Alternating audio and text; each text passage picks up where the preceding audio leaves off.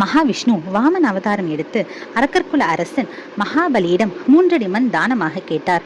மகாபலி சம்மதிக்கவே விஷ்ணு முதல் அடியில் பூமியையும் 2ஆம் அடியில் வானத்தையும் அளந்தார். 3வது அடியை எங்கே வைப்பது என்று கேட்டபோது தன் தலையை காட்டினான். மகாபலியின் பக்தியால் மகிழ்ந்த விஷ்ணு அவனுக்கு ஒரு வரமளித்தார். அதன்படி ஒவ்வொரு வருடமும் ஆஷாட மாதம் முதல் கார்த்திகை மாதம் வரை, அதாவது ஜூலை முதல் நவம்பர் வரை விஷ்ணு பலி சக்கரவர்த்தியின் பாதாள லோகத்தில் தங்குவார் அல்லது உறங்குவார். விஷ்ணு உறக்கத்திற்கு சென்றவுடன் பிரபஞ்சத்தை இயக்கும் முக்கிய பொறுப்பை சிவபெருமான் ஏற்றுக்கொள்கிறார். இதனால் சதுர்மாசின் முதல் மாதமான ஸ்ராவன் மாதம் சிவபெருமானுக்கு அர்ப்பணிக்கப்பட்டுள்ளது. இதை தொடர்ந்து வரும் மாதங்களில் விநாயகர் சதுர்த்தி அன்று கணேஷ் பெருமானும், நவராத்திரி காலங்களில் துர்கா தேவியும் பிரபஞ்சத்தின் அமைதியை உறுதி செய்கிறார்கள்.